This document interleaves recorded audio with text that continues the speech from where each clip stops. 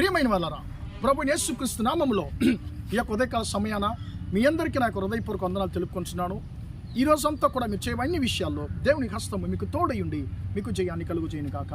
ప్రియమైన వాళ్ళరా, దేవుని యొక్క మహాకృపను బట్టి మనము 2024 సంవత్సరాన్ని కృపతో గడిచి రావడానికి దేవుడు సహాయం చేశాడు.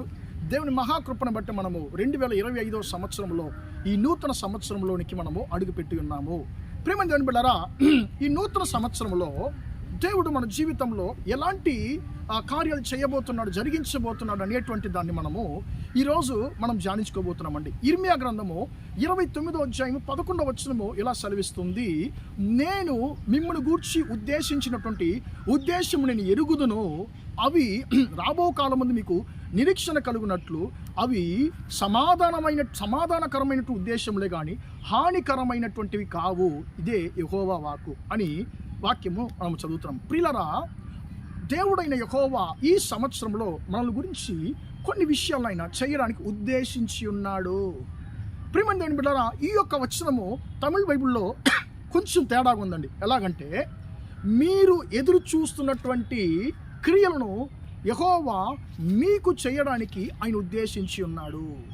మీరు ఏ విషయంలో అయితే ఒక పరిష్కారం కావాలి అని చెప్పి ఒక అంతము, దీనికి ఒక ఎండ్ కావాలని చెప్పి దేని గురించి అంతా మనం ఆలోచిస్తున్నామో అవన్నిటిని కూడా దేవుడు ఈ సంవత్సరాన్ని మనకు నెరవేరుస్తానని చెప్పి అంటున్నాడు. అవి హానికరమైనవి కాదు, సమాధానకరమైనవి అని చెప్పి ఆయన అంటున్నాడు. ప్రియమైన దేవుని బిడ్డలారా, మన జీవితంలో ఆయన చేయడానికి కొన్ని విషయాలు ఈ సంవత్సరంలో ఉద్దేశించి ఉన్నాడు.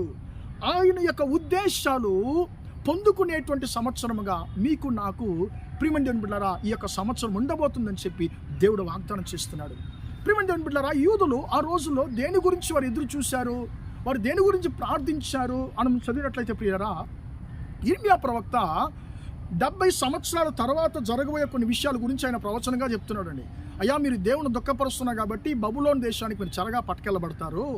అక్కడ 70 సంవత్సరాలు అయిన తర్వాత మీరు చెరలో నుంచి బానిసలుగా మీరు బానిస ఆ జీవితం నుంచి విడిపించబడతారని చెప్పి ఆయన ప్రవచనం చెప్తున్నాడండి. ప్రియమైన దేవుని బిడ్డలారా, యూదులు ఆ రోజుల్లో వారు ఎదురు చూసినటువంటి ప్రాముఖ్యమైన విషయం ఏంటంటే విడుదల. అయ్యో, ఈ యొక్క బానిస జీవితం నుంచి మాకు విడుదల కావాలని చెప్పి వారు ఎదురు చూస్తున్నారు, ప్రార్థిస్తున్నారు, అంగలారుస్తున్నారు దేవుని వైపు చూసి. ప్రియమైన దేవుని బిడ్డలారా, అలాంటి వారికి దేవుడు అంటున్నాడు, మీరు దేనిని గురించి అంగలారుస్తున్నారో, మీరు దేనిని ఎదురు చూస్తున్నారో దానిని నేను మీకు చేయడానికి ఈ సంవత్సరము ఉద్దేశించి ఉన్నానని అంటున్నాడండి. ప్రియమైన దేవుని బిడ్డలారా, వారికి ఆ రోజు బానిస జీవితం నుంచి విడుదల కావాల్సి వచ్చిందండి. ఈరోజు మన జీవితంలో చాలా విషయాల నుంచి మనకు విడుదల కావాలని మనం కోరుకుంటూ ఉంటాం. బలహీనత నుండి, అప్పుల బాధ నుండి, శ్రమల నుండి నాకు విడుదల కావాలి అని చెప్పి మనం ప్రార్థిస్తూ ఉంటాము. ఈ యొక్క జనవరి నెల 2025వ తారీఖున మొదటి దినాన దేవుడు నిన్ను చూసి అంటున్నాడు, నా కుమారుడు, నా కుమార్తె, నువ్వు కోరుకున్నటువంటి విడుదలను నేను నీకు ఇవ్వడానికి ఉద్దేశించి ఉన్నాను అని దేవుడు అంటున్నాడు. రెండోది, యూదులు దేని గురించి దేవుని దగ్గర ప్రార్థించారంటే, అయ్యో మనం ఈ దేశం నుంచి విడిపించబడాలి. రెండోది, అలా విడిపించబడినా కూడా మన దేశము అంటే యూదా దేశము ఆ యొక్క బబులోన్ రాజు ద్వారా అది అగ్నితో దహించబడింది, అది కూల్చివేయబడింది. ఇప్పుడు మళ్ళీ మనం ఇక్కడ నుంచి విడుదల పొందుకొని మన దేశానికి వెళ్ళినా మనం ఎక్కడ బ్రతకాలి, ఎక్కడ మనం జీవించాలి? మన దేశం అంతా కూడా కూల్చివేయబడి ఉంది. అప్పుడు ఆ దేశం మళ్ళీ కట్టబడాలి.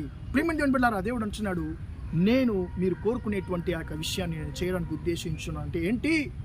నీ జీవితాన్ని నేను మళ్ళీ ఈ సంవత్సరం కట్టడానికి, శత్రువు కూల్చివేసినటువంటి నీ జీవితాన్ని, శత్రువు పాడు చేసినటువంటి నీ జీవితాన్ని మళ్ళీ నేను కట్టడానికి నేను ఉద్దేశించి ఉన్నాను నా కుమారుడు, కుమార్తె ఆయన అంటున్నాడు. చాలామంది కొంతమంది ఇలాగ అనుకుంటారు, తమ జీవితాల గురించి కానీ తమ బిడ్డల యొక్క జీవితాల గురించి ఇలాగ అనుకుంటారండి. నా బిడ్డల యొక్క జీవితం చాలా బాగున్నది బ్రదర్, నా జీవితం చాలా బాగున్నది బ్రదర్, సంతోషంగా వెళుతున్నది. కానీ కొంతమంది మనుషుల ద్వారా, కొన్ని శత్రువుల యొక్క క్రియల ద్వారా నా జీవితము టోటల్గా పూర్తిగా కూల్చివేయబడింది అని చెప్పి మనం చాలామంది కొంతమందితో మనం మాట్లాడినప్పుడు వారు బాధాకరంగా తమ జీవితాల్లో జరిగినటువంటి కొన్ని బాధాకరమైనటువంటి సంఘటనలు మనతో పంచుకుంటారు. ప్రియమైన దేవుని బిడ్డలారా, ఒకవేళ అలాంటి సందర్భంలో మీరు ఉన్నట్లయితే యెహోవా అంటున్నాడు, మీరు ఎదురు చూస్తున్నటువంటి ఆ యొక్క తీర్పును నేను మీకు ఇవ్వబోతున్నాను.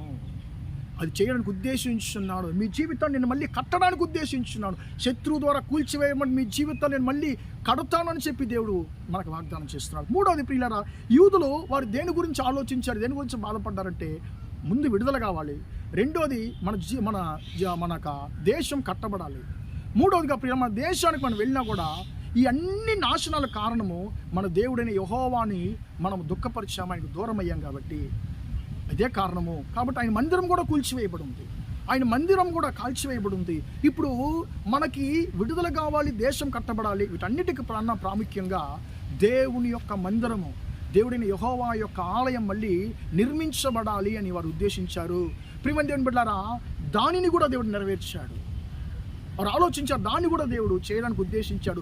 జెరుబాబెలు అనేటువంటి ఒక వ్యక్తి ద్వారా ఆ యొక్క మళ్ళీ కూల్చివేయబడిన బట్టి దేవుని యొక్క మందిరాన్ని మళ్ళీ ఆయన కట్టడానికి ఆయన సహాయం చేశాడు. ప్రియమైన దేవుని బిడ్డలారా, ఎలాగైతే యూదుల యొక్క జీవితంలో ఈ 3 విషయాలను దేవుడైన యెహోవా చేశాడు, చేయడానికి ఉద్దేశించి చేశాడు, మీ జీవితంలో కూడా మీరు ఎదురు చూస్తున్నటువంటి విడుదలను, మీ జీవితంలో మీరు ఈ జీవితాలు కట్టబడాలని చెప్పి మీరు అనుకుంటున్నటువంటి ఆ విషయమును, అయ్యో నా దేవునితో నేను కోల్పోయినటువంటి నా యొక్క ఆత్మీయమైన ఐక్యత, నా ఆత్మీయ జీవితము నేను మళ్ళీ కోల్పోయాను, మళ్ళీ నేను పొందుకోవాలి, నా ఆత్మీయ జీవితం కట్టబడాలని చెప్పి మీరు అనుకుంటున్నారేమో. మీ ఆత్మీయ జీవితాన్ని కూడా ఆయన కడతానని చెప్పి వాగ్దానం చేస్తున్నాడు. నా జీవితంలో శ్రమలన్నిటికీ కారణం దేవునితో ఉన్న ఐక్యత నేను కోల్పోయాను, అదే కారణం అని చెప్పి బాధపడుతున్నారేమో. మీరు కోల్పోయినటువంటి దేవునితో ఉన్నటువంటి ఐక్యతను కూడా ఆయన మళ్ళీ కూడా ఆయన కడతానని చెప్పి ఆయన వాగ్దానం చేస్తున్నాడు. మీరు ఎదురు చూస్తున్నటువంటి ప్రియమైన దేవుని బిడ్డల కార్యాలు ఆయన మీకు చేయడానికి ఉద్దేశించి ఉన్నాడు. అవి హానికరమైనవి కాదు, సమాధానకరమైనవి. ప్రార్థన చేద్దామా? ప్రేమగల మా తండ్రి, దయగల దేవా, ఇంతవరకు ఈ మాటలు విన్న తండ్రి, మీ బిడ్డలు మీరు దీవించండి, ఆశీర్వదించండి అయ్యా. నేను మీ గురించి ఉద్దేశించినటువంటి ఉద్దేశం నేను ఎరిగి ఉన్నాను. అవి హానికరమైనవి కాదు, సమాధానకరమైనవి కానీ హానికరమైనవి కావని చెప్పి తండ్రి మీరు వాగ్దానం చేసిన మీ మహాకృపను బట్టి స్తోత్రం అయ్యా. స్తోత్రం. మీ బిడ్డలు ఏదైతే తండ్రి ఎదురు చూస్తున్నారో అవన్నిటిని తండ్రి మీ బిడ్డలకు తండ్రి మీరు చేయడానికి ఉద్దేశించి ఉన్నారు. మంచి క్రియలను తండ్రి మీ బిడ్డల యొక్క జీవితంలో మీరు చేయడానికి ఉద్దేశించినారు. దాన్ని బట్టి నీకు స్తోత్రం అయ్యా. వారికి విడుదల దయచేయండి, వారి జీవితాలను కట్టండి తండ్రి. వారి ఆత్మీయ జీవితంతో నీతో వారు కోల్పోయిన ఐక్యతను మళ్ళీ తండ్రి వారు మళ్ళీ కట్టుకోవడానికి కృప దయచేయమని ప్రార్థిస్తున్నాను. ఈ తండ్రి స్తోత్రమయ్యా. ఈ యొక్క వాగ్దానము మీ బిడ్డల జీవితంలో 100% నెరవేరును గాకని యేసు నామములో ప్రార్థిస్తున్నాను తండ్రి. ఆమేన్, ఆమేన్. ప్రియమైన వాళ్ళారా, దేవుని దీవించి ఆశీర్వదించును గాక. Praise the Lord, praise the lord.